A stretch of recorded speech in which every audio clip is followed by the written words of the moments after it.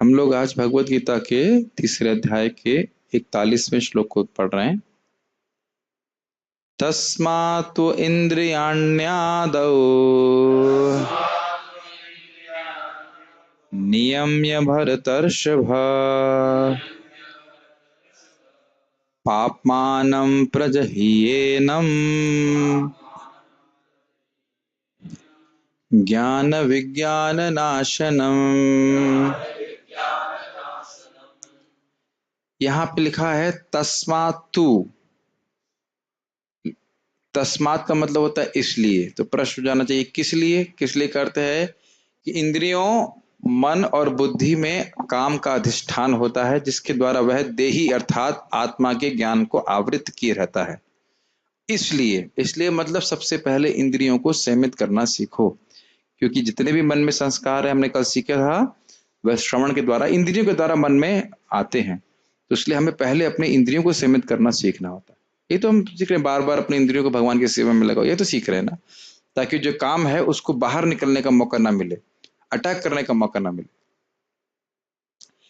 आदो मतलब शुरुआत में ही। नियम ये भरतर्षभा, हे भरत में श्रेष्ठ, भरत वंशों में श्रेष्ठ, शुरुआत से ही इंद्रियों को संयम करना चाहिए। शुरुआत कब करनी चाहिए? दूसरा माइक नहीं है यहाँ पे? क्या दूसरा माइक है? हाँ बैग में है। नहीं वो वाला माइक नहीं, ये वाला ब्लू वायर वाला माइक लगाइए। शुरुआत होनी चाहिए 5 साल की उम्र से। कौमारे आचरित प्राज्ञः धर्मान भागवतान यह दुर्लभम मानुषम जन्म तदपि अध्रुवम अर्थतम। 5 साल की उम्र से भागवत धर्म इस भक्ति का अभ्यास करना चाहिए। तो कहेगा क्यों भाई, हम तो जब बचपन में, जब जवानी में आएंगे तब करेंगे। तो कह रहे हैं कि दुर्लभम मानुषम जन्म, मनुष्य जन्म बहुत दुर्लभ है, और तदपि अध्रुवम, बहुत समय तक रहने वाला नहीं है। कोई जरूरी नहीं है कि हम लोग जवान होंगे, और जब जवानी में होंगे तो फिर बहुत सारी भोग की लालसा बढ़ जाएंगी। यही बात बोलने, शुरुआत से ही नियम का पालन करना चाहिए। और क्या है? और अध्रुवम अर्थदम, बहुत थोड़े समय के लिए है, लेकिन महान अर्थ की प्राप्ति करा सकता है, भगवत धाम की प्राप्ति करा सकता है। तो इसलिए शुरुआत से करना चाहिए, क्योंकि एक बार अगर एनिमी स्ट्रांग हो जाता है तो फिर विजय प्राप्त करना कठिन होता है। जब एक बार भोग का संस्कार बन जाता है तो उसको बाहर निकलना कठिन होता है। Old habits die hard. Yes. पापमानम प्रजहि एनम ज्ञान विज्ञान नाशनम। प्रजहि का अर्थ क्या है? शब्दार्थ में क्या लिखा गया है? प्रजहि, अच्छा जही, ओके, प्रकृष्ट रूप में जही। इस काम को मारो, कदम खत्म कर दो बिल्कुल। जैसा कि हम लोगों ने चर्चा किया था, क्षत्रिय के अनुसार साम दाम दंड और भेद। तो साम दाम और भेद इस शत्रु, काम रूपी शत्रु के को संतुष्ट या संयमित नहीं कर सकता है। केवल दंड नीति ही चलती, कोई भी रिलैक्सेशन नहीं करना है। इसका अर्थ क्या है कि हम सोचे भाई काम से प्रेरित होकर इंद्रिय भोग कर लेंगे और कुछ होगा नहीं, बहुत कुछ हो जाएगा, और वही भोग करने की प्रवृत्ति और बढ़ जाएगी। फिर उसको संयमित करना और मुश्किल होगा। ये साइकिल समझ में आती है ना? जो भी काम है उसकी वजह से जो संस्कार बने हैं, अगर उस पर हम कार्य नहीं करेंगे और भक्ति में लगे रहेंगे तो धीरे धीरे करके वह संस्कार खत्म हो जाएगा। लेकिन आप कहें कि थोड़ा थोड़ा करता रहूं, तो फिर वह खत्म नहीं होने वाला। इसलिए बहुत सतर्क रहना चाहिए इस बात में। ज्ञान और विज्ञान नाशनम के बारे में चर्चा हम टीका से करके पढ़ेंगे। ज्ञान क्या होता है, विज्ञान क्या होता है। इसलिए हे भरत वंशियों में श्रेष्ठ अर्जुन, ये भी इंपॉर्टेंट बात है कि भरत वंशी हो तो मतलब तुम्हारा लीनियज, तुम्हारी परंपरा बड़ी श्रेष्ठ है, तुमको तो भोग में नहीं लगना चाहिए। ठीक है।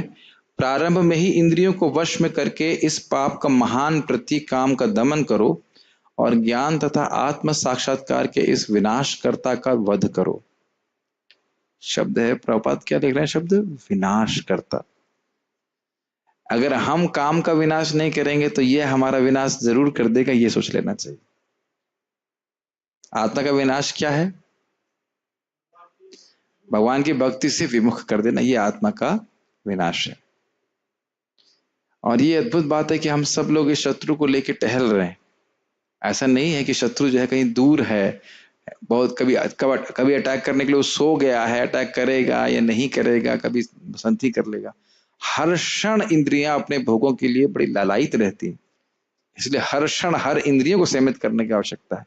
और भक्ति में क्या है, हर क्षण भगवान की सेवा में लगे रहने की आवश्यकता है। केवल 6 घंटे या 2 घंटे या 3 घंटे नहीं, किसी न किसी रूप से सेवा में लगे रहना चाहिए। प्रभुपाद जी बड़ा अच्छा उदाहरण कहते हैं, देखो मैं जब करता हूँ और जब करने के बाद मैं फिर कुछ किताबें लिखने लगता हूँ, फिर किताब के बाद मैं कुछ लोगों से मिलता हूँ प्रचार करने के लिए, तो एक के बाद मैं भगवान के, एक के बाद एक भगवान की सेवा में विभिन्न रूपों से लगा रहता हूँ। तो इस प्रकार से बुद्धिमत्ता होती है कि व्यक्ति अगर ऐसा जीवन जी सके जब उसमें केवल उसे भगवान की सेवा करनी और कुछ भी नहीं। और इसमें मैं थोड़ा आगे बढ़ूं उससे पहले हम वापस इस बात पे हम चर्चा करना चाहते हैं अधिकार के बारे में। एक होता है कर्माधिकार, दूसरा होता है ज्ञानाधिकार, और होता है प्रेमाधिकार या भक्ति अधिकार। तो जो व्यक्ति का जो अधिकार होता है उसे वो कार्य करना बड़ा आसान लगता है, और वो उसके अनुसार वो कार्य करे वैदिक आज्ञा के अनुसार, तो उसका अधिकार बढ़ेगा। यहाँ यही चर्चा हुई थी कि जो कर्माधिकारी है वह कर्मयोग करे, और कर्मयोग के द्वारा उसका हृदय शुद्ध होगा, फिर वह ज्ञान योग का अधिकारी बनेगा, और अंततः तो आगे जाकर के भक्ति का अधिकारी बनेगा। यह समान प्रक्रिया है, लेकिन अगर हम भक्तों का संग करते हैं तो सीधे भक्ति का अधिकार भी प्राप्त हो जाता है। ऐसा नहीं कि वही प्रोसीजर फॉलो करना इस तरह से, लेकिन फिर भी दिन में भी भगवान के लिए कुछ कर्म करना बड़ा आवश्यक है, जो कर्म करने हमको अच्छे लगते हैं और जो हम करना जानते हो। और हर व्यक्ति के अलग अलग कर्म होते हैं, किसी का ब्राह्मण स्वभाव है, किसी का क्षत्रिय स्वभाव है, किसी का वैश्य स्वभाव है, किसी का शुद्ध स्वभाव है, लेकिन कर्म कृष्ण के लिए करना जरूरी है। सोना अच्छी बात नहीं। मानव जीवन में जितना सोने की शरीर की आवश्यकता होता है तो सोना चाहिए, लेकिन अपने को एंगेज रखना बहुत जरूरी बात है। जितना भी समय हम वस्तुतः सो रहे हैं वो बहुत नष्ट कर रहे हैं। अब शरीर की आवश्यकता है, सोएंगे नहीं तो मर जाएंगे, बीमार हो जाएंगे, लेकिन 6-7 घंटे के अलावा जो हम सो रहे हैं टोटल मिला करके, तो फिर वह हमारे लिए नुकसानदायक है, बहुत नुकसान उठा रहे हैं। क्यों? भागवत क्या बोलती है कि धन को कभी भी भोग के लिए नहीं उपयोग करना चाहिए। तो मानव जीवन रूपी जो समय है वह भी बहुत बड़ा बहुमूल्य धन है, और उसका उपयोग भगवान की सेवा के लिए होना चाहिए। और ये खाली शिक्षाओं के रूप में हाँ होना चाहिए ये नहीं, हर व्यक्ति को टोटल लगाना चाहिए कि भाई आज हमारे जो 24 घंटे मानव जीवन के हैं उसमें से कितना समय भगवान की सेवा में लगा। इन्वेस्टमेंट समझते हैं ना, कहाँ कितना, भाई मेरे पास 50,000 रुपए है तो मैं कहाँ इन्वेस्ट कर रहा हूँ, सोचता है ना आदमी। उसी प्रकार से अपने मानव जीवन के समय को भी कहाँ हम इन्वेस्ट करें देखना चाहिए। सर्वश्रेष्ठ समय है, इन्वेस्टमेंट है भगवान के बारे में श्रवण कीर्तन करना, भक्ति करना उनके बारे में। गीता भूषण टीका, यह काम रूपी शत्रु भोगोन्मुख इंद्रियों के द्वारा उस जीव के ज्ञान को आवृत कर देता है जो सभी इंद्रियों के संयम के द्वारा आत्मज्ञान को प्राप्त करने के प्रयास में रत है। इसको समझ में आ रहा है? भोगोन्मुख इंद्रियां मतलब वो इंद्रियां जो हमेशा भोग की तरफ भागती रहती। देखो यहाँ गीता क्लास में बैठना कठिन लग सकता है, लेकिन पिक्चर देखने में कोई कठिनाई नहीं लगती। तो कठिनाई क्यों नहीं लगती? कि इंद्रियों का स्वभाव है आराम से भोग स्वीकार कर लेते हैं, है ना। कभी प्रसादम लेते हुए आप टाइम देखते हैं? अगर कहीं ट्रेन पकड़नी हो अलग बात है, अन्यथा टाइम नहीं देखता कोई। ऑल दो प्रसादम लेना तो भगवान की भक्ति है। मैं खाली कहना चाहता हूँ, जब हम सोते हैं, सुबह उठना होता है, तो हम टाइम बिल्कुल नहीं देखना चाहते, है ना। बल्कि ये कहते हैं कि अरे ये अलार्म लगाया किसने, किसने लगाया है? मैंने स्वयं लगाया है। हर दिन सोचता है यार 3 बजे का अलार्म क्यों लगा दिए। तो इंद्रियां हमेशा भोग की तरफ उन्मुख रहती हैं और तप की तरफ बिल्कुल उन्मुख नहीं रहती, जब तक हमारा हृदय पूरी तरह शुद्ध ना हो जाए, ये सतगुण में ना आ जाए।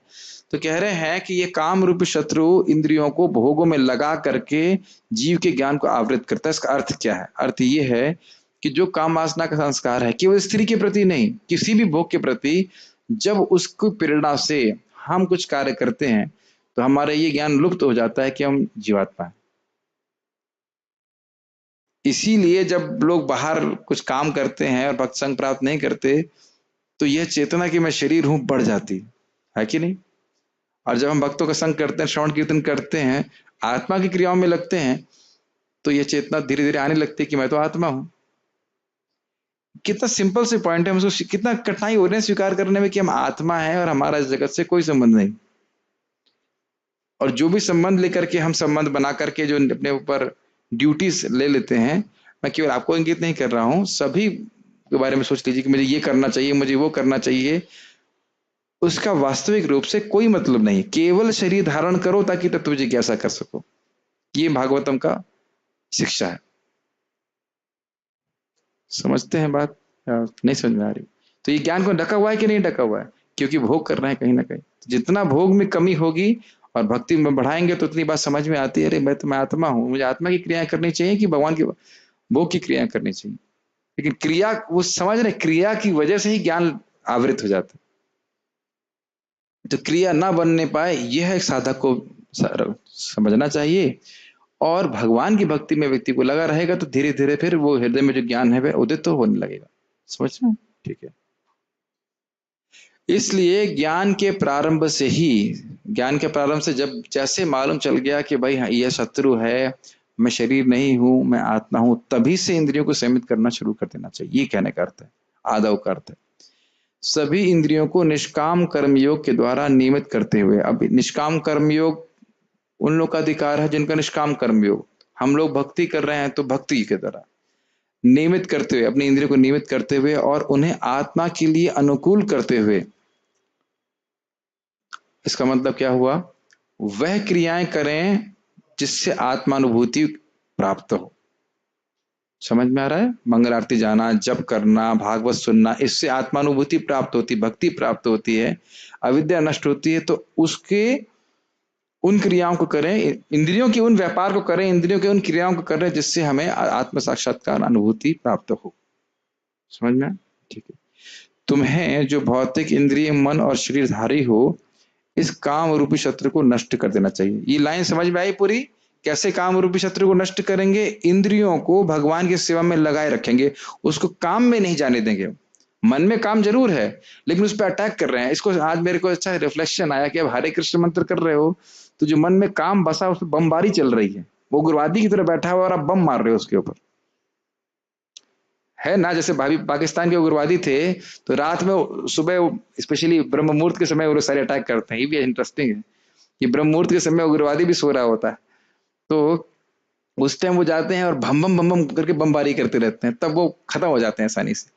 उसी तरह से आप जो बार बार हरे कृष्ण कर रहे हो तो ये बम गिरा रहे हैं इस काम के ऊपर। ये मेरा खाली मन की एनालॉजी नहीं है, इसको भक्ति ठाकुर जी कहते हैं। एक सॉन्ग है, हरि नाम धरे कतो बाल, उस पर आप पढ़ सकते हैं। इसमें लिखा है कि मेरे हृदय जो है कामाग्नि से जलता जा रहा है, लेकिन हरिनाम की जो उसमें कान से सुनता हूं तो ये वर्षा की तरह है और मेरे कामाग्नि पे ऊपर ये गिरता है तो कामाग्नि शांत हो जाती है। नहीं तो मेरा हृदय जो तप्त मरुभूमि के समय है समान है, जो कामाग्नि से लगातार जलता ही रहता है। ये चाहिए, वो चाहिए, ये लालसा, वो लालसा। तो स्पेशली हरिनाम के द्वारा बमबारी हो जाती है उग्रवादी उस शत्रु, काम रूपी शत्रु के ऊपर या उग्रवादी रूपी शत्रु के ऊपर।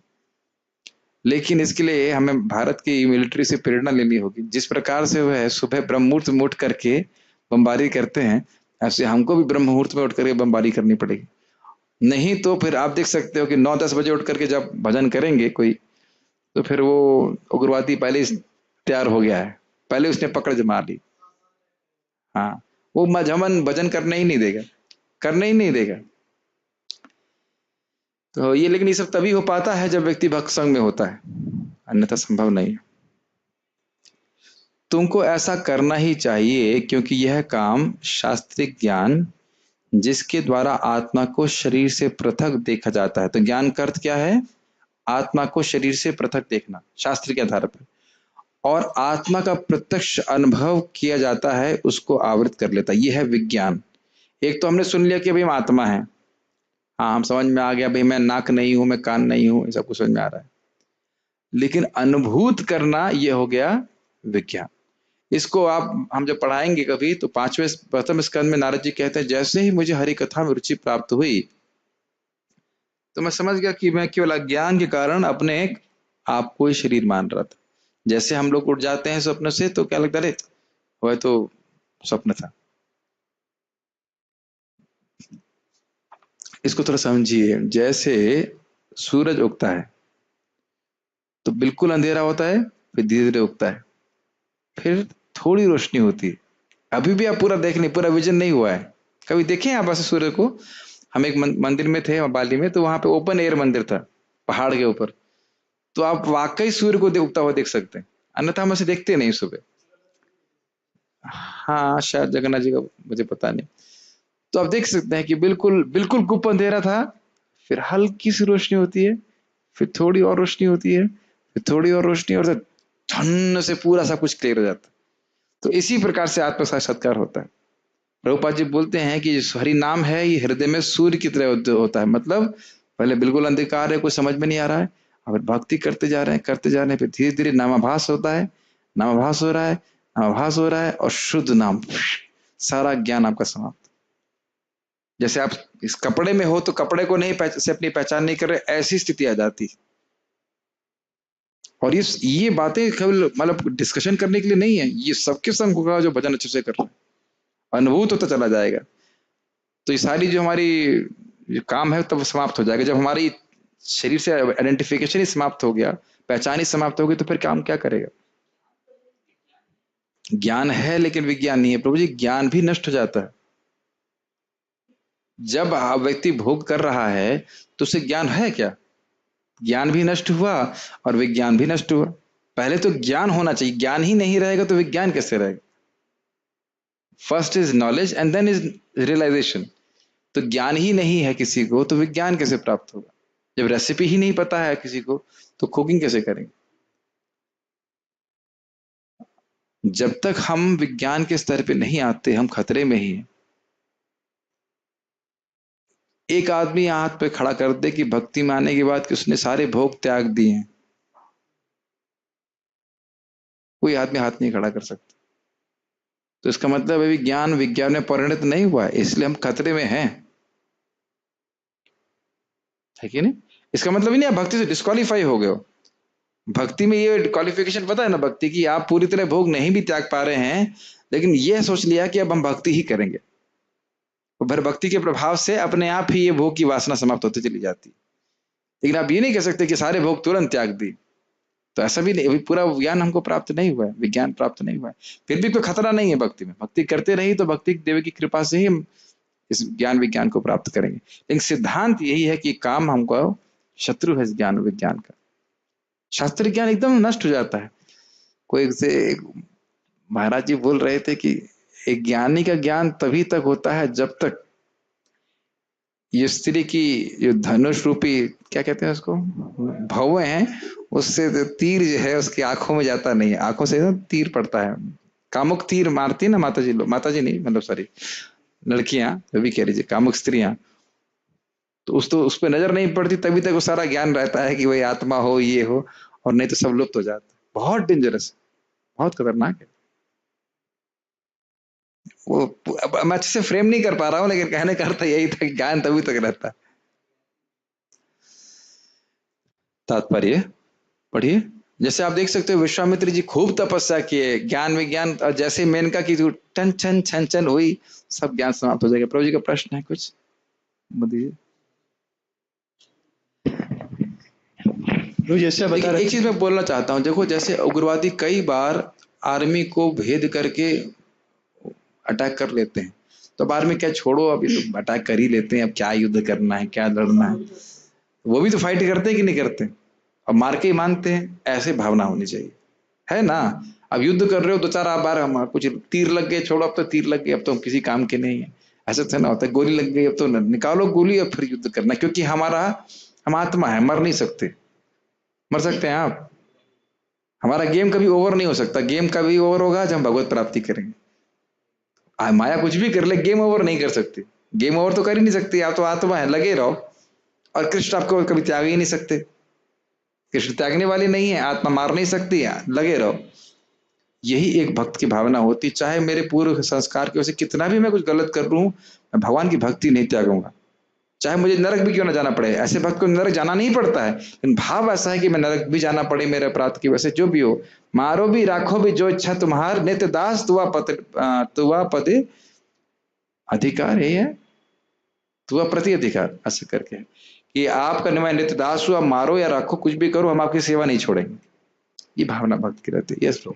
जैसे बता रहे थे कि हम सपने से निकलते हैं तो हमें पता चलता है कि हम सपना देख रहे थे, हाँ, तो हम अभी जो जी रहे हैं लाइफ, और कैसे पता चले कि हम सपना नहीं देख रहे हैं? बहुत अच्छा अच्छा बात है कि अगर हम अभी जी रहे हैं, ये कैसे मालूम चले कि हम सपना नहीं देख रहे हैं? अगर भगवान की सेवा में लगे हैं तो। इहा यस्य हरिर्दास से कर्मणा मनसा किरा निखिलासु अपि अवस्थासु जीवन मुक्त स उच्यते। जो मन से, वचन से, कर्म से कृष्ण की सेवा कर रहा है, तो वह किसी भी अवस्था में हो, वह मुक्त है, जीवन मुक्त कहलाता है। एक होती है विदेह मुक्ति, एक होता है जीवन मुक्ति। विदेह मुक्ति मतलब देह को त्यागेंगे, फिर मुक्त होकर भगवान के धाम चले जाएंगे। और जीवन मुक्ति मतलब इस देह में रहते हुए भी मुक्त अवस्था में रहते हैं। जैसे इस समय भले ही हम लोग अपनों को अनुभूत ना करें कि हम आत्मा हैं, लेकिन क्रिया किसकी कर रहे हैं हम? आत्मा की। क्योंकि ये भगवत गीता को पढ़ना, चर्चा करना, ये भगवान को प्रसन्न करता है। क्या प्रमाण है गीता में? क्या प्रमाण है? ज्ञान दूसरे को बताता है, वो सबसे ज्यादा प्रिय ओके, है। यह ज्ञान दूसरे को बताता है, ये भी है। और कथयंतश्च माम नित्य तुष्यन्ति च रमन्ति च, तो भगवान से प्रसन्न थे। और तेषाम ज्ञानी नित्य युक्ता एक भक्तिर विशिष्यते, भगवान कहते हैं जो भगवत गीता का ज्ञान रखता है वो मुझे बड़ा प्रिय है। शांति चार मंदिर हमारे लिए बताया जाता है ना, कि भगवान के लिए तो बोला जाता भगवान संतुष्ट नहीं होते? आगे वाले में लिखा है ना, तेषामेवानुकंपार्थम, उन्हीं भक्तों पे मैं कृपा करता हूँ तो लगातार प्रीतिपूर्वक भजन में लगे हुए हैं, तो भगवान संतुष्ट होते हैं ना। ठीक है, तात्पर्य पढ़िए। है। भगवान ने अर्जुन को प्रारंभ से ही इंद्रिय संयम करने का उपदेश दिया, जिससे वह सबसे पापी शत्रु काम का दमन कर सके, जो आत्म साक्षात्कार तथा आत्मज्ञान की उत्कंठा को विनष्ट करने वाला है। क्या अर्थ है इसका? बड़ा इंटरेस्टिंग है। एक तो पहली आपने इंग्लिश में सुना हो, nip the evil in the bud, सुने हैं? कोई बुरी चीज है तो वो जो कोमल अवस्था में हो उसी में खत्म कर दो उसको। तो कहते हैं ना, सांप के बच्चे को खत्म कर दो उसी टाइम खत्म कर दो। ऐसे रहता है, कोई बुरी आदत लग रही है शुरुआत में, उसी को तभी खत्म कर दो। उसी प्रकार से बोल रहे हैं, जैसे मालूम, अब आदव का अर्थ क्या हो गया? जैसे मालूम चल जाए कि भाई ये शत्रु है, चाहे कितना ही उसको हमने खिलाया हो, अब इसको मारना शुरू कर दो। कम से एक तो अर्थ ये हुआ। और एक अर्थ ये भी हो गया कि भाई बचपन से भक्ति करना शुरू कर दो, या फिर जब से मालूम चलो कैसे, तब तब से नियमित करना शुरू कर दो। क्या कहते हैं उसको? जब जागो तभी सवेरा। जब समझ में आए तब से इंद्रिय सेवन करना चालू कर दी। यस। और ये आत्मज्ञान की उत्कंठा, इसका क्या अर्थ है? बड़ा अच्छा शब्द प्रपात यूज कर रहे हैं, उत्कंठा। उत्कंठा मतलब होता है और जानने का प्रयास करना। और जानना। हाँ, ठीक है। उत्कंठा का मतलब होता है लालसा। तो अब देखिए लोगों की कितनी सारी बातें करने की उत्कंठा है। हम, मैं और पार्थ प्रभु आ रहे थे तो एक बूढ़े 6 घंटा बात करते थे। क्या क्या विषय थे पार्थ प्रभु? पनीर, जूता, और क्या था? माइक दीजिए, माइक दीजिए। और क्योंकि उनको पंजाबी आती तो प्रभु जी दिव्य ज्ञान धारण कर रहे थे। हाँ, पहले उन्होंने कोठियों पे चर्चा की। हाँ, उस अंकल की कोठी ऐसी है, अपने फूफा की कोठी ऐसी है, उसने ये मार्बल लगाया। फिर उन्होंने गाड़ियों की चर्चा की, यस, मेरे पास तो ये गाड़ी है, अपने फूफड़ के पास तो BMW है। हाँ। फिर तो आप देख गाड़ियों की सकते हैं कि इस प्रकार से श्रोत्रादीनि फिर राजेंद्र गाड़ियों की चर्चा नाम करके संति सहस्रशा। मैं खाली फिर पाल प्रभु जगाने के लिए सब से पूछा था। श्रुतव्यादीनि राजेंद्र नाम संति सहस्रशा अपश्यताम आत्म तत्वम गृहेषु गृहमेदिनाम। जो गृहमेदी हैं उनके पास हजारों हजारों विषय हैं बात करने के लिए। कोठी की बात, जूते की बात, पनीर की बात, ये बात, लेकिन कृष्ण की बात नहीं। तब कहेंगे यही दिखाता है कोई उत्कंठा नहीं है।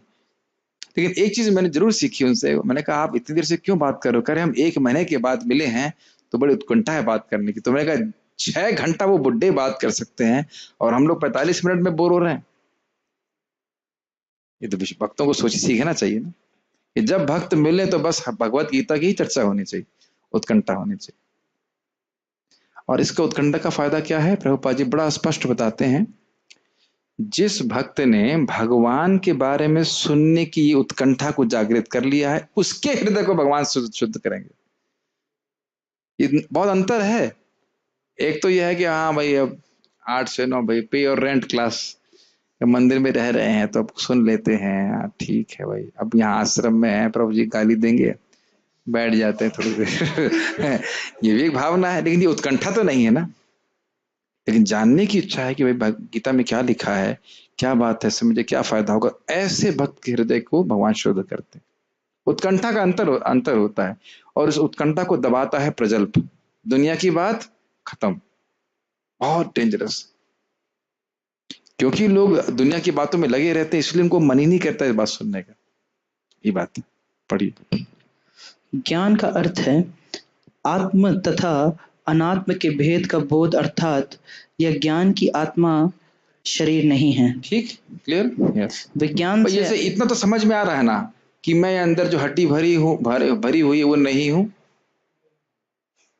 ये भी समझ में नहीं आ रहा। ये तो एकदम स्पष्ट है। आप अपने गले को टच कराइए, अंदर जो हड्डी भरी हुई है उसको स्पर्श कीजिए, जो अंदर कंकाल सा है वो है आप।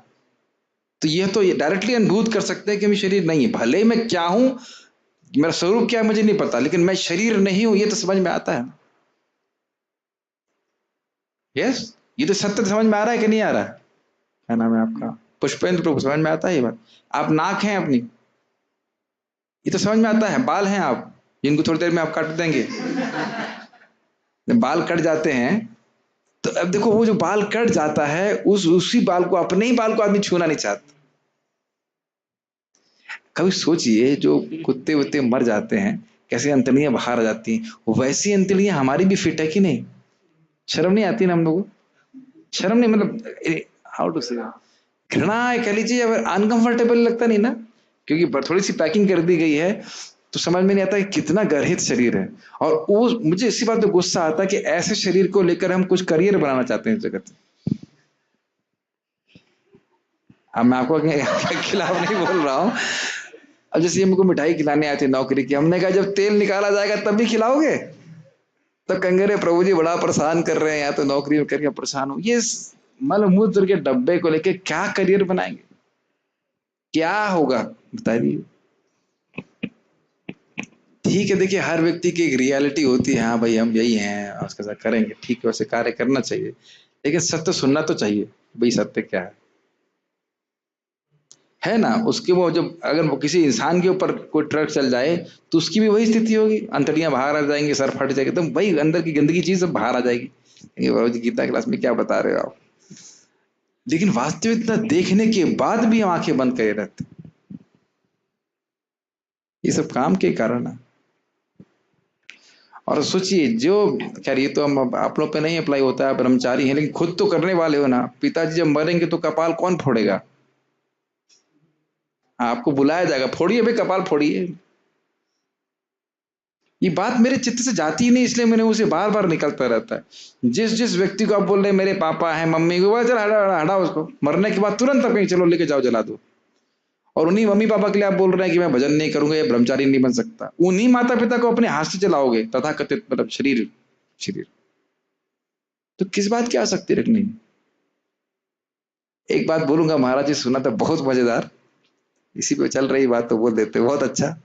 बोले कि भाई अन्य शरीर जो है उसमें भजन नहीं कर सकते, लेकिन अच्छी बात यह है क्योंकि आसक्ति नहीं होती। जैसे कोई मक्खी बैठी है ट्रेन में, बहुत अच्छा था, मक्खी ट्रेन में बैठी है तो एक स्टेशन से दूसरा स्टेशन आ गया, मक्खी कोई दिक्कत नहीं है, कोई आसक्ति नहीं करे भाई वो स्टेशन छूट गया, ये छूट गया, चींटी को कोई आसक्ति नहीं। लेकिन इंसानों को बड़ी आसक्ति है। जिस शरीर में हम भगवान का भजन कर सकते हैं उसमें दुर्गुण यह है कि आसक्ति बहुत डाल के रखी हुई है ना। सुअर पैदा होते हैं, कोई मतलब नहीं, अपनी मम्मी सुअर से कोई मतलब नहीं। कितने चिड़िया पैदा हो जाती है, कोई मतलब नहीं उनको, कुछ समय रहता है फिर चले जाते हैं। इंसान और वह बिल्कुल भजन नहीं कर सकते।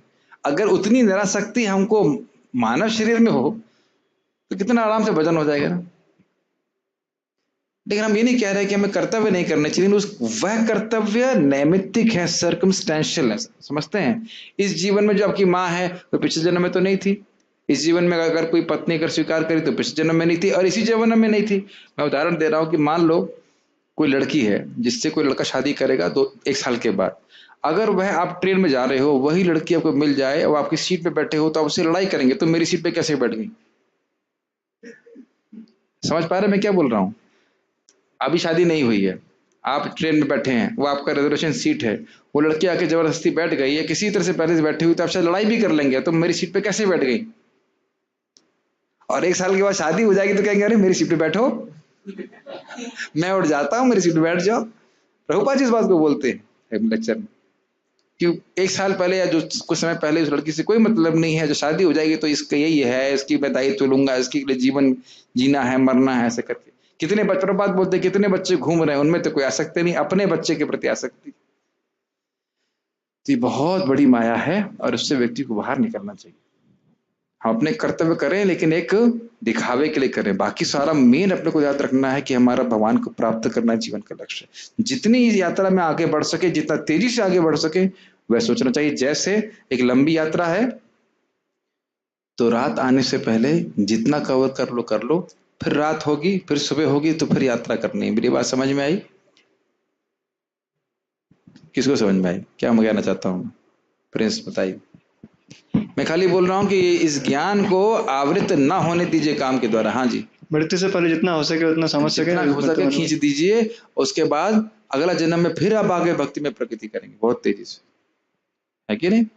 और अगर इसी जन्म में चले गए तो बहुत अच्छी बात है। तो अपने इस काम को, इस ज्ञान विज्ञान को नाश नहीं होने देना चाहिए और इसके लिए सुनना जरूर चाहिए। Yes sir.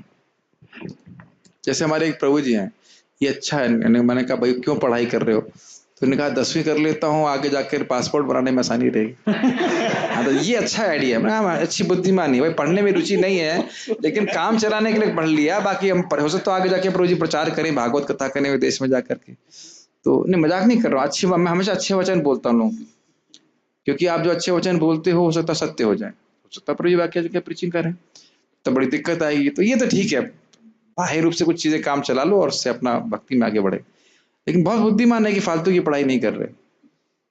और भी ये भी बुद्धिमान है, पांडे जी अच्छे हैं।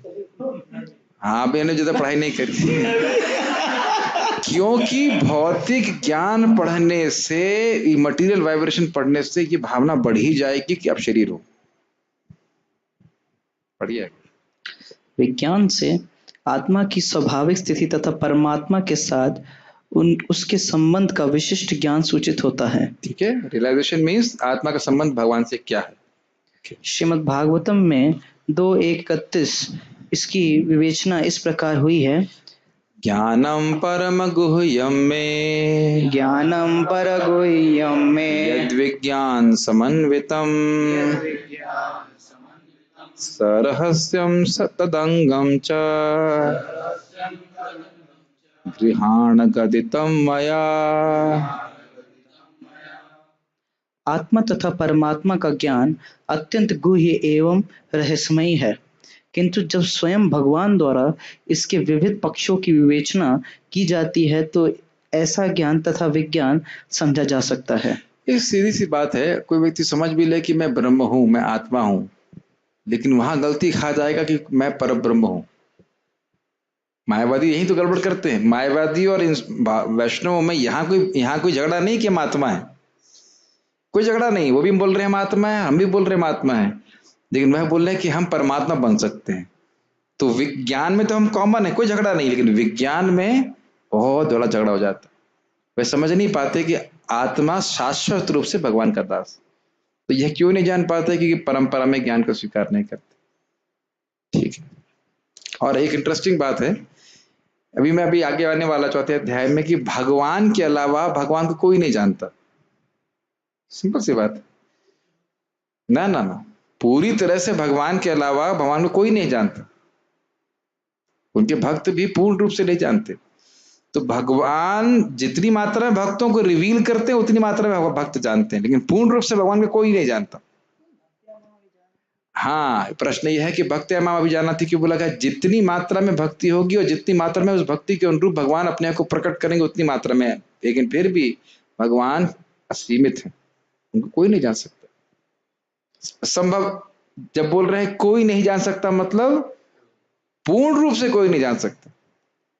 जैसे आकाश को आप समेट नहीं सकते लेकिन आकाश में उड़ सकते, उदाहरण दिया था। तो इसका मतलब ये नहीं, जब बोलते हैं कि वेद से द्वारा हम भगवान को नहीं जान सकते, इसका अर्थ ये है कि वेद के द्वारा पूर्ण रूप से नहीं जान सकते। इसका मतलब नहीं कि कुछ भी नहीं जान सकते। समझ रहे? तो इसको तो आपने सुना ही ना कि अनंत शेष अपने अनंत मुखों से भगवान की लीला कथा बोल रहे हैं, आज तक पूरा नहीं कर पाए, शेष नहीं कर पाए, इसलिए इनका नाम शेषनाग, इसलिए नाम शेष। तो भगवान भी यहाँ तक बोला था कि भगवान भी अपने आप को पूरा नहीं समझ सकते, कि भगवान समझते हैं वो, फिर उनकी जो लीला जो उनकी महिमा है वो और बढ़ जाती है, फिर समझते फिर महिमा और बढ़ जाती है। प्रभुपाद जी अपने तात्पर्य समझाते हैं, इटरनल कॉम्पिटिशन चल रहा है। तो खैर ये सब बातें हैं, तो लेकिन इसीलिए भगवान को स्वयं आकर बताना होता है, और जब भगवान बताते हैं तब हम जीव हम भगवान को समझ पाता है। इसलिए भगवान की करुणा है, ये बात है चौथे अध्याय में आने वाली है। क्योंकि प्रश्न करेगा भगवान अपने को भगवान कह रहे हैं, कितने अहंकारी हैं, अगर वो नहीं बताएंगे तो फिर कौन बताएगा? तो जब बता रहे हैं तो यह उनकी करुणा है, न कि उनका अहंकार। भगवान के द्वारा समझना चाहिए। पढ़िए आगे। भगवत गीता हमें आत्मा का सामान्य तथा विशिष्ट ज्ञान, ज्ञान तथा विज्ञान प्रदान करती है। आत्मा का सामान्य ज्ञान क्या है बताइए? सामान्य ज्ञान दर्पण। मैं भगवान की सुने? भगवान का दास, यस, भगवान का दास और मैं सेवक। अभी मैं इसीलिए मैंने जानबूझ के पूछा, आत्मा का सामान्य ज्ञान क्या है? मैं शरीर से भिन्न हूं, ये अभी हमने पढ़ा था। और विशिष्ट ज्ञान क्या है जो आपने बताया अभी, कि मैं भगवान का दास। आत्मा का परमात्मा से संबंध है विशिष्ट ज्ञान, और सामान्य ज्ञान है क्या है? मैं शरीर से भिन्न, देह और आत्मा का भेद। आगे पढ़े, ये पढ़े थे ना अभी आप थोड़ी देर पहले, आप नहीं पढ़ा था ना? पढ़ी है। जीव भगवान का भिन्न अंश है, अतः वे भगवान की सेवा के लिए है। यह चेतना कृष्ण भावनामृत कहलाती है। अच्छा, एक चीज सोचा है कभी आपने, हम भगवान के दास बनना चाहते हैं या हम दास हैं? कितने हम ये कह रहे हैं अभी तक बने नहीं? नहीं केहो आप कह रहे हो बनना चाहते हैं, केहो माने केहो न माने। दास हैं या दास बनना चाहते हैं? दास हैं, खाली भूले हुए हैं बस। भाई जैसे आप सो रहे हो तो क्या अपने पिताजी के बेटे नहीं हैं आप? खाली उठना है और अपने उठोगे तो अरे मेरे पिताजी ये सेवा करनी। Is that simple? और कुछ जो बनना चाहते हो वो आप हो नहीं। जैसे आप नौकरी प्राप्त करना चाहते हैं, आप क्या करना चाहते हो? बिजनेस करना चाहते हो, बिजनेसमैन बनना चाहते हो। ये जगत में कुछ भी बनना चाहते हैं तो हम वह है नहीं, तो बनेंगे या नहीं बनेंगे पता नहीं। ये बड़ी सूक्ष्म बात है, सिंपल सी बात है, समझ में आ रहा है? ये नहीं आ रही बात? लेकिन भगवान के दास तो हम पहले से ही हैं, केवल भूले हुए हैं। बनने की जरूरत नहीं है, सेवा करने की जरूरत है बस। वो हमारे स्वामी हैं, पहले से ही हैं, शाश्वत रूप से हैं। केहो कौन बोल रहा था? केहो माने केहो ना माने सबाई तुम्हारे दास। कोई मान रहा है कोई नहीं मान रहा है, सभी आपके दास। इसे समझिए, सिंपल पॉइंट। लेकिन अगर कोई स्ट्राइक कर जाए तो बस सर्वधर्मान परित्यज्य मामेकम शरणम आ जाएगी। ये बात स्ट्राइक नहीं करती है। अरे भाई आपको मान लो इस जन्म को देखो, आपको लड़का बने रहने के लिए कुछ करना है? कुछ नहीं, सहज रूप से लड़के हैं, पुरुष हैं। कुछ और बनना है तो प्रयास करना पड़ेगा, लेकिन पुरुष तो सहज रूप से है ना। नहीं समझ में आती बात? कोई कंपटीशन नहीं है, हम सब लोग भगवान के सेवक, बस सेवा करनी है। तो वह जो भावना है वही जागृत हो जाएगी। पढ़िएगा। यस, वृंदावन चंद्र महाराज क्लास में बता रहे थे कि हम भगवान के दास नहीं हैं, हम भगवान के भक्तों के दास हैं। तो ऐसा तो सही बात है, जब बोल रहे हैं भगवान के दास है, अल्टीमेटली हम बन नहीं सकते इतना हमें। नहीं, ऐसा नहीं है। बात यह है कि सबसे सिक्योर पोजीशन है भगवान के दासों के दासों के दास बनना। ये जीव की वास्तविक स्थिति है, लेकिन फिर भी जीवेर स्वरूप है कृष्णेर नित्य दास। देखिए, अल्टीमेट स्वामी कृष्ण ही है। तो हम जब दासों के दासों के दासों के दास बोल रहे हैं तो स्वामी कृष्ण ही है। वहां पे कहने का अर्थ है कि हमारी सेवा परंपरा में भगवान को प्राप्त होती, ये कहने का अर्थ। और एक और बात अजीब सी लगती होगी कि वे दासों के दास होंगे तो भगवान से दूर हो गए, ऐसा लग रहा है ना। लेकिन एग्जाम्पल बड़ा अच्छा देते हैं, भक्ति बृहद भागवत महाराज की एक टेलीस्कोप है, उसे बहुत सारे शीशे होते हैं, तो जितने अधिक शीशे होते हैं उतनी दूर की वस्तु और पास आ जाती है। तो जितना दासों का दास होता है उसको और अधिक कृपा मिलती है। चैतन्य चरितामृत में लिखा है उसको और अधिक सुख मिलता है। उल्टी इक्वेशन चलती है। पर जो यहाँ पे छोटी पोजीशन पे होगा उसको कम सैलरी मिलेगी, लेकिन यहाँ जितना दासों का दास होगा उसका सुख बढ़ता जाएगा। आध्यात्मिक जगत की इक्वेशंस बड़ी अलग होती। चैतन्य चरितामृत में आपको पूरा सेक्शन दिखा सकता हूँ। इसीलिए हर व्यक्ति दासों का दास बनना चाहता है, सीधे कृष्ण की सेवा नहीं करना चाहता। अतः ये चेतना कृष्ण और बड़ी भावना अजीब सी कहलाती बात है। है, अगर बाइनोकुलर का उदाहरण लेंगे तो बहुत सारे शीशे हैं लेकिन सूर्य एकदम आपके पास में है। तो ऐसा जितना हम दासों के दास हैं, कृष्ण की सेवा का मौका भी मिलता है। ऐसा नहीं कि गोलोक में जाएंगे तो आप बस आप कृष्ण की सेवा करेंगे नहीं, लेकिन भावना यही है कि मैं दासों के अनुगत्य होकर के सेवा कर रहा हूं। हाँ, ज्यादा सेवा किसको मिलती है? आपकी इच्छा है तो कल से दे देता हूं। पढ़िए। अतः देखिए, वस्तुतः हम लोग सेवा भावना की प्रार्थना कर रहे हैं। Does it make sense? It's not simply work with the attitude with what we serve. अब ये अंतर समझ पा रहे हैं? सेवा भावना और सेवा में अंतर है। वस्तुतः ये कहा जाए कि सेवा तभी है जब सेवा भावना है, अन्यथा वो तो काम हो जाएगा, कुछ काम कर दिया ना, प्रसन्न करने की इच्छा, भगवान को संतुष्ट करने की इच्छा, तब तो सेवा हुई ना, वो भी निष्काम भावना से। ये बड़ा अच्छा लगता है। राधा गोविंद महाराज जी कहते हैं कि एक रिक्शा वाला बड़ी मेहनत करता है वृंदावन में, लेकिन 20 रुपए में अपनी सेवा को बेच देता है। क्या हैवी पॉइंट है ना। वृंदावन में रह रहा है, मेहनत भी कर रहा है, लेकिन 20 रुपए में 30 रुपए में अपनी सेवा को बेच देता है। तो हम सेवा कर रहे हैं, अपनी सेवा को बेच रहे हैं, ये सोचना चाहिए। इस पर विस्तार किया सकता है, लेकिन उसको नहीं बोलेंगे। अतः मनुष्य को जीवन के प्रारंभ से इस कृष्ण भावनामृत को सीखना होता है, जिससे वह पूर्णतः कृष्ण भावना भावित होकर तदनुसार कर्म करे। तो ये तो स्पष्ट है। काम ईश्वर प्रेम का विकृत प्रतिबिंब है। क्या मतलब इसका? Opposite reflection. इंग्लिश में मत बताइए, हिंदी में समझाइए। हाँ, मतलब अपनी इंद्रियों की तृप्ति करना वो काम कहलाता है, भगवान की इंद्रियों को संतुष्ट करना प्रेम होता है। हाँ, और विकृत प्रतिबिंब क्यों बोल रहे हैं? क्योंकि जैसे पेड़ है और एक जल है, तालाब, तो उसमें जो जड़ है वह सबसे मतलब नीचे है, तो वो जो रिफ्लेक्शन है, जो प्रतिबिंब है, उसमें सबसे ऊपर दिखाई पड़ेगी, जो ऊपर वाला भाग है सबसे नीचे दिखाई पड़ेगा। ये प्रॉब्लम। तो इसी प्रकार से इसको विकृत प्रतिबिंब कहा जाएगा। तो और वो जो जल है वो क्या है? वो हमारी भोग की इच्छा है। तो पूरे जगत को हम कैसे देख रहे हैं? अपने भोग के लिए देख रहे हैं, अपनी को केंद्र में रख रहे हैं। तो ये विकृत प्रतिबिंब है, इसी को काम कहा जाता है। पढ़िए। किंतु यदि किसी को प्रारंभ से ही कृष्ण भावनामृत की शिक्षा दी जाए तो प्राकृतिक ईश्वर प्रेम काम के रूप में विकृत नहीं हो सकता। विकृत नहीं हो सकता। प्राकृतिक ईश्वर प्रेम मतलब क्या है? नित्य सिद्ध कृष्ण प्रेम साध्य कबुनॉय श्रवण आदि सिद्ध चित्त करुबे उदास। सभी जीवों के स्वाभाविक रूप से हम मूलतः कृष्ण, प्रपात क्या बोलते हैं, हम लोग मूलतः कृष्ण भावना भावित जीव हैं। सभी भगवान के प्रेमी हैं, लेकिन प्रकृति के संसर्ग में आकर के दूषित हो गया। जैसे कि जल मूलतः शुद्ध होता है, मिट्टी के संपर्क में आकर के गंदा हो जाता है। यस। एक बार ईश्वर प्रेम के काम रूप में विकृत हो जाने पर इसके मौलिक स्वरूप को पुनः प्राप्त कर पाना दुस्साध्य हो जाता है। फिर भी कृष्ण भावनामृत इतना शक्तिशाली है कि विलंब से प्रारंभ करने वाला भी भक्ति के विधि विधानों का पालन करके ईश्वर प्रेमी बन सकता है। ये बहुत महत्वपूर्ण है।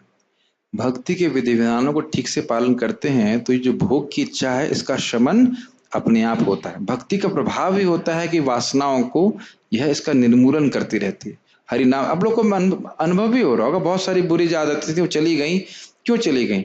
भक्ति करने से। तो और जो इच्छाएं हैं वो कहाँ चली जाएंगी? कैसे जाएंगी? भक्ति ही करने से चली जाएंगी, और एक दिन जब जीरो पे आ गए तो शुद्ध भक्त बन जाएंगे। ठीक। yes. अतः जीवन की किसी भी अवस्था में या जब भी इसकी अनिवार्यता समझी जाए, मनुष्य कृष्ण भावनामृत या भगवत भक्ति के द्वारा इंद्रियों को वश में करना प्रारंभ कर सकता है और काम को भगवत प्रेम में बदल सकता है, जो मानव जीवन की पूर्णता की चरम अवस्था है। श्रील प्रभुपाद जी का एक उदाहरण कहते हैं, किसी सुंदर स्त्री को देखो और अगर हृदय में कुछ पिंचिंग सेंसेशन होता है, पिंचिंग, चुटकी लग रही है, तो अभी काम हृदय में है। तो ये दूसरे को चेक करने की जरूरत नहीं है, दूसरे कुछ भी सोचे हमारे बारे में, हृदय में हमें सोच लेना चाहिए। तो फिर इसमें अपने को भर्सना नहीं करना है। अच्छा अभी बीमारी है तो मैं फिर अभी दवा लूं ठीक से और मैं ट्रीटमेंट करता रहूं, ये इसका अर्थ है। और यह जीवन की सफलता है कि हम पूरी तरह से शुद्ध हो जाएं। और जितना अभी भी अनुभव होने लग जाएगा, कुछ समय के बाद भक्ति में बड़े बहुत अच्छी लगती। थोड़ा सा भी सत्वगुण चित्त में आ गया ना, तो शास्त्र पढ़ना, भागवत पढ़ना, इसकी चर्चा करना बड़ा अच्छा लगता है। थोड़ा सा भी सत्वगुण, अपने थोड़ी मेहनत कर ली, थोड़ी सत्वगुण आ गया तो बहुत अच्छा लगेगा। मैं उसको मतलब एक्सप्लेन नहीं कर सकता, लेकिन बहुत अच्छा लगता है। लेकिन इमीडिएटली फील कि जब हम गीता पढ़ते हैं, भागवत पढ़ते हैं, तो यू लाइक कहते हैं उसको हम लोग इंग्लिश में सेटिस्फाइड, हाँ सेटिस्फैक्शन एक शब्द है, और आपको एनलाइवेंड इंग्लिश में, हाँ क्या बढ़िया चीज, ऐसे करके थोड़ी सी मेहनत कर लो बेटा। अब बचपन में बोलते ना बेटा अभी मेहनत कर लो, आगे बहुत काम आएगा, पढ़ोगे लिखोगे तो बनोगे नवाब, खेलोगे कूदोगे तो होगे खराब। इसी तरह से थोड़ा थोड़ा भजन कर ले, भक्ति कर ले, जितनी बढ़िया से माला जब अभी करेंगे, उतना ही आगे माला जब करना आसान हो जाएगा, क्योंकि कामनाओं का निर्मूलन होगा। जितने अच्छे से भागवत इत्यादि भी पढ़ लेंगे, आगे से बड़ा अच्छा लगने लग जाएगा। तो इसलिए हम लोग क्या सीख रहे हैं इसमें, कम से कम जब से हमको मालूम चल जाए, सबको मालूम चल गया है, तो बढ़िया से विधि विधानों का पालन करते हुए भक्ति करें, ताकि इस काम का निर्मूलन हो जाए। कोई प्रश्न है? यस ब्रो, माइक दीजिए।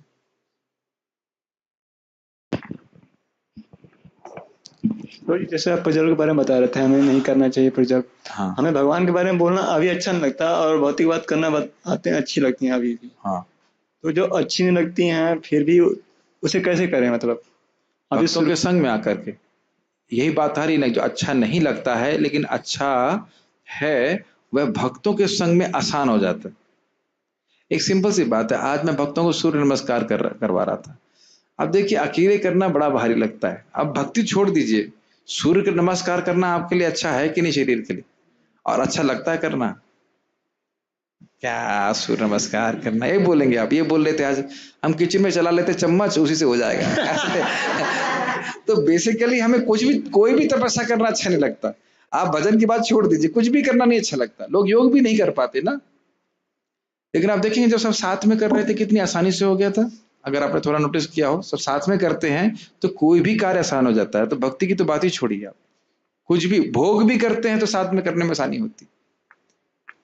तो प्रजल्प भी, हाँ प्रजल्प के लिए दो चार लोग इकट्ठे हो तो मतामत हो जाता है, तो अच्छा लगता है। दो आदमी कितना प्रजल्प करेंगे, है ना? तो इसीलिए भक्त संग में हमें भक्ति, हम इसको कर पाएंगे। शास्त्र हमने खूब सुन लिया, शास्त्र ज्ञान होते हुए भी काम ढक लेता है। इसलिए भक्तों का संग रहेगा तो फिर व्यक्ति भक्ति ठीक से कर सकता है। ये बात बार बार आ रही है, बार बार आ रही है।